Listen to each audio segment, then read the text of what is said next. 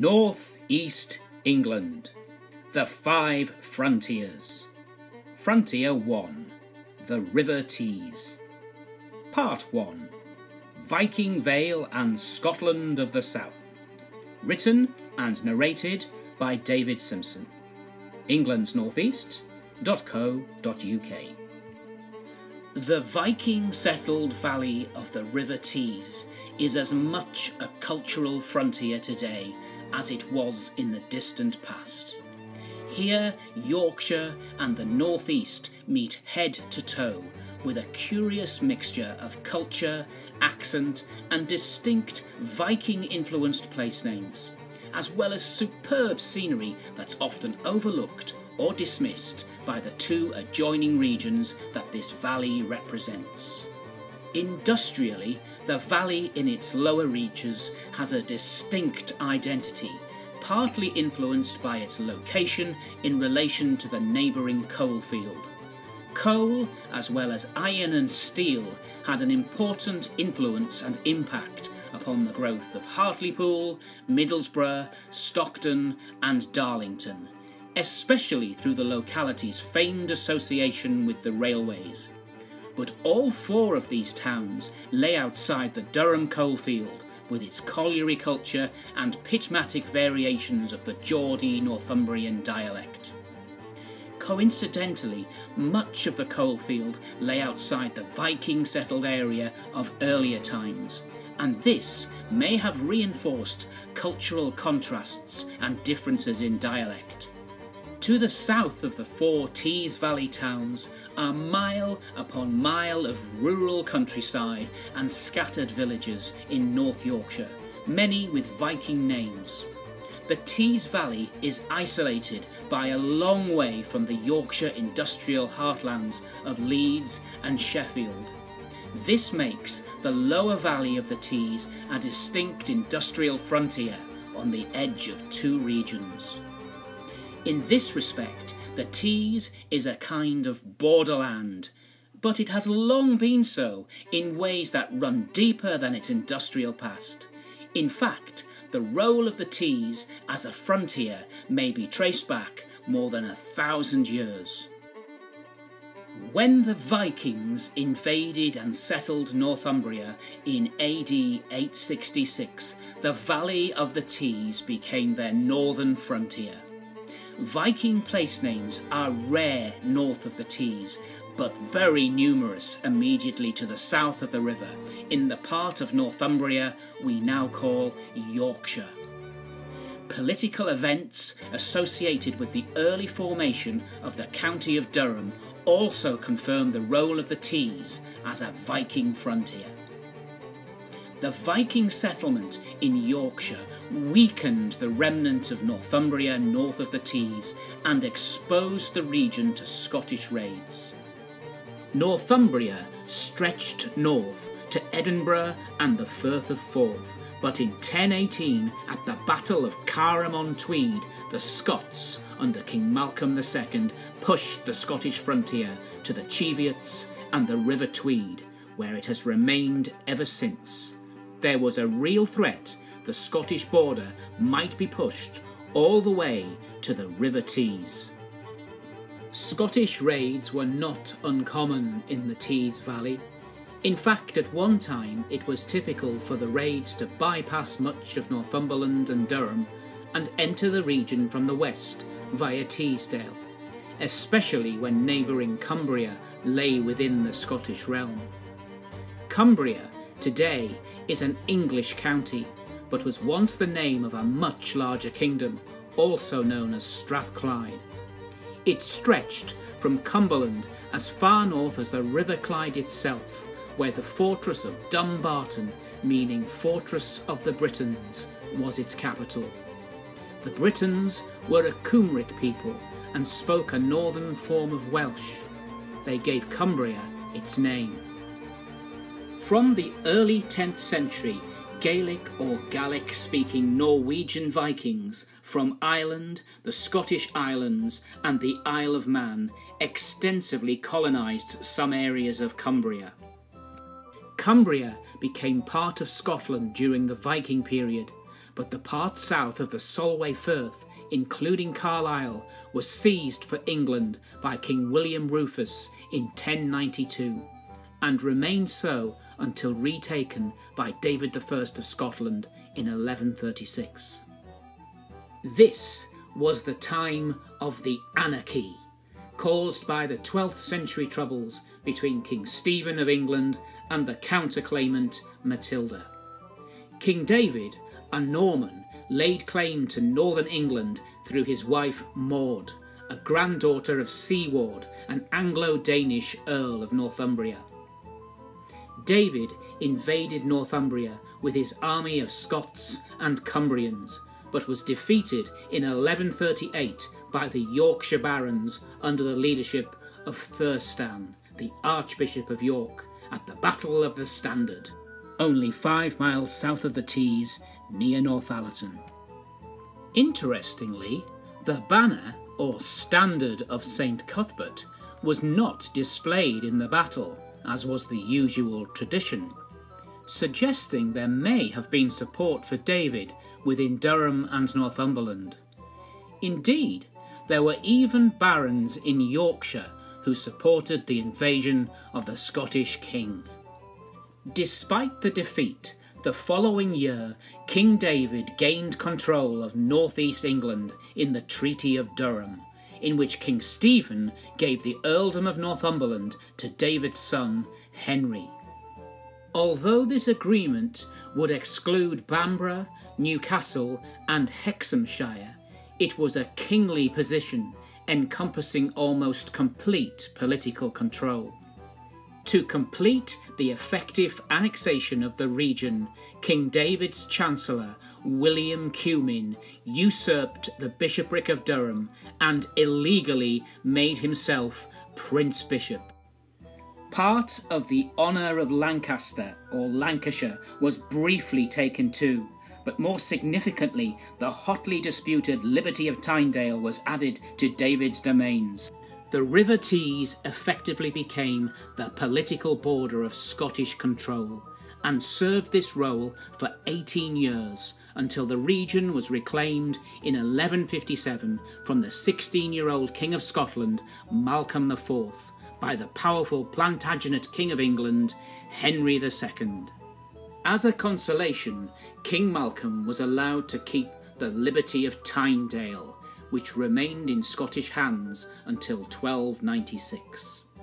Along the valley of the River Tees, there were 2 powerful Norman barons who took a particular interest in the events surrounding King David's invasion and capture of northeast England.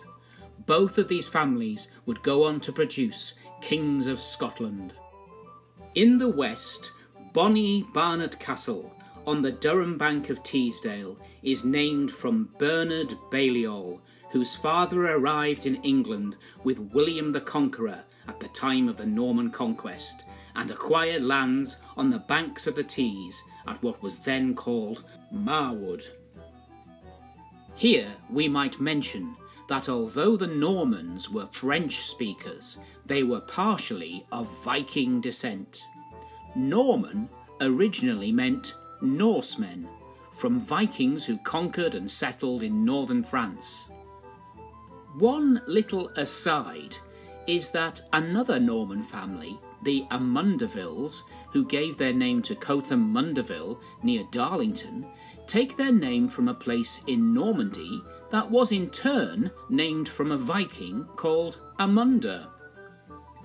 It was John Baliol of Barnard Castle, a descendant of Bernard, who gave his name to Oxford's Balliol College, which was founded as a penance following a heated disagreement with the Bishop of Durham, and was endowed by Balliol's wife.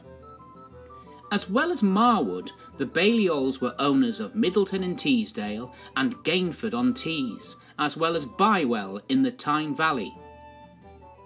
Downstream, at the other end of the Tees Valley, resided another Norman family of perhaps even greater fame. The Bruces, or De Bruces, were lords of Skelton Castle on the Cleveland coast, the founders of Gisborough Priory, and owners of Upleatham, Mask, Levington, Danby and Yarm. And on the north side of the river they were the Lords of Hartness, which encompassed Hart and Hartlepool. Before the Battle of the Standard, Bernard Baliol and Robert Bruce of Skelton and Hartness met with Thurstan, the Archbishop of York, near Thirsk, and the two men were sent to meet King David, whose army encamped somewhere near the River Tees. It was an attempt to dissuade him from advancing into England. David would refuse, and in the battle both men took up arms against the Scottish king. Yet later, when David's chancellor William Cumin usurped the bishopric of Durham, Bruce and Balliol were his most prominent supporters. It was the Hart and Hartlepool branch of the Bruce family, many of whom were called Robert, who gave us Robert the Bruce, King of Scotland, along with his son King David II in the 14th century. As rivals for the Scottish crown, the Bruces and Balliols were destined to become fierce opponents. When John Balliol, the King of Scotland, rebelled against the King of England in 1296, Balliol's lands in Teesdale were confiscated by the powerful Prince Bishop of Durham, Anthony Beck.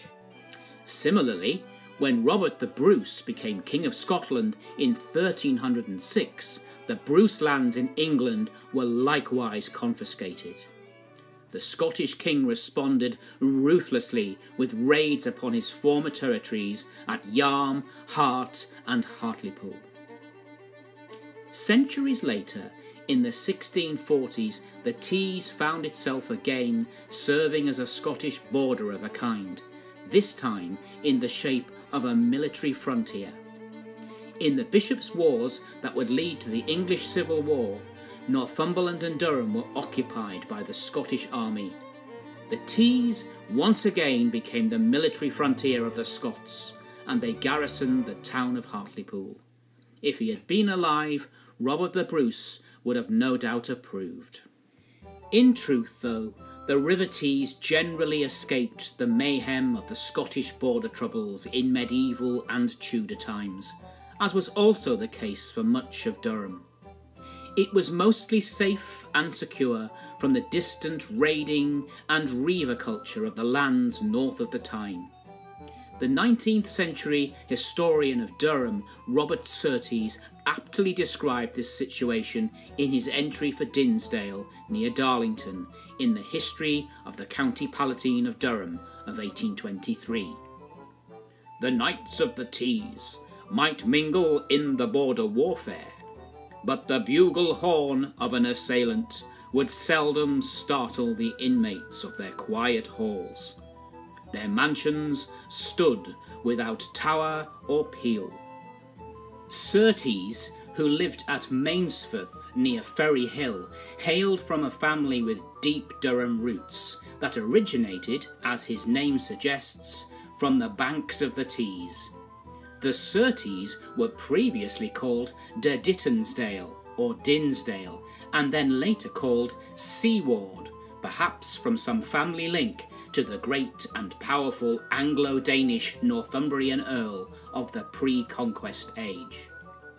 De Supertisum, or Surtees, as the family name became, literally means on the Tees, and Dinsdale, on the banks of the river, was a manor held by this family until 1511. A great friend of Robert Surtees was the famed Scottish poet Sir Walter Scott, who Surtees introduced to the history of the southern part of our region. One of Scott's lesser-known works is Rokeby, 1813, which takes its name from a place name of Danish origin that lies at the meeting of the waters near Greta Bridge. It's a lovely spot, a little to the east of Barnard Castle. Here the little river Greta, the stony stream or Greta of the Norse tongue, which rises on distant Stainmore, has its final meeting with the River Tees near Rokeby. This is a place of beauty, once painted by no less than J.M.W. Turner, and is best known as the home to the stately Rokeby Hall in Rokeby Park, which for many years hosted the famous Rokeby Venus painting by Velasquez, now in the National Gallery, London. Sir Walter Scott's Rokeby is set in Teesdale during the Civil War, but verses of the poem allude to the intriguing Viking heritage of the River Tees, perhaps hinting at the river's little-known role as the northeastern frontier of the Norsemen and Danes in eastern England. This cultural legacy is in some ways crucial to understanding the wider regional and historic border identity of northeastern England. When Denmark's raven soared on high, triumphant through Northumbrian sky, till hovering near her fatal croak, bade Raeged's Britons dread the yoke, and the broad shadow of her wing blackened each cataract and spring, where Tees in tumult leaves his source, thundering o'er cauldron and high force. Beneath the shade the Northmen came, fixed on each vale a runic name, reared high their altars rugged stone, and gave their gods the lands they won. Then, Balder, one bleak garth was thine, and one sweet brooklet's silver line, and Woden's croft did little gain from the stern father of the slain. Sir Walter Scott from Rokeby. The River Tees begins its journey in Cumbria on the southern slopes of Cross Fell, with the South Tyne to the north also rising on this prominent Pennine hill. From here the Tees heads southeast and makes its own independent way to the sea, never tempted like its neighbouring cousins in the Yorkshire Dales to become a mere tributary of the Humber. Leaving Crossfell behind, after a while the Tees begins its historic, centuries-old role as a shire boundary between Durham and Yorkshire, as we must ignore the meddling of 1974 that moved a substantial chunk of Yorkshire to the south of the river into County Durham. The river is soon swallowed by Northumbrian Water's Cow Green Reservoir, with the legendary lands of a green-haired mermaid called Peg Powler. This is a wild landscape of fells and becks, both Norse words of course, and here too are impressive rocky crags called clints and scars. At the foot of the reservoir, a lengthy, rocky waterfall staircase called Cauldron Snout makes an impressive 200 feet drop from first fall to last, announcing our entry into cataract country. Here the force is soon upon us, initially at the little-known Bleebeck Force, and then of course the famous High Force and the lesser Low Force, and nearby the Summerhill Force at Gibson's Cave. Force is from foss, a Viking word for waterfall, a terminology common in Cumbria and neighbouring Yorkshire that contrasts sharply with the Anglo-Celtic lins that are the waterfalls of Weardale and Northumberland. There too, in those lands to the north, the streams become burns rather than becks. There are differences in dialect too. Local accents hereabouts on the Tees, though uniquely Teesdale, seem to owe as much to Cumberland and Westmoreland as they do to the Yorkshire and Durham Dales. The Norse place nomenclature seems to have captured the imagination of Sir Walter Scott in Rokeby. Balder, of course the name of a Norse god, is named from Odin's son, according to Sir Walter, and is the name of a river tributary that joins the River Tees at Cutherston on the Yorkshire side of the river. Along with neighbouring Loondale, beautiful Baldersdale plays host to charming reservoirs, again on the Yorkshire side, but these bodies of water are officially and corporately Northumbrian water. The banks of one of the reservoirs in Baldersdale was at one time frequented by the famed daleswoman Hannah Hawkswell, who lived nearby. Her solitary lifestyle took an unexpected turn towards fame after capturing the hearts of the nation in a TV documentary of the 1970s that featured her extraordinarily remote life in the Dale. If you can find a recording, listen to the lovely lilt of her Teesdale accent. In the second part of our story of the frontier of the Tees, we will explore the borders of Bloodaxe and Bamborough on Route 66.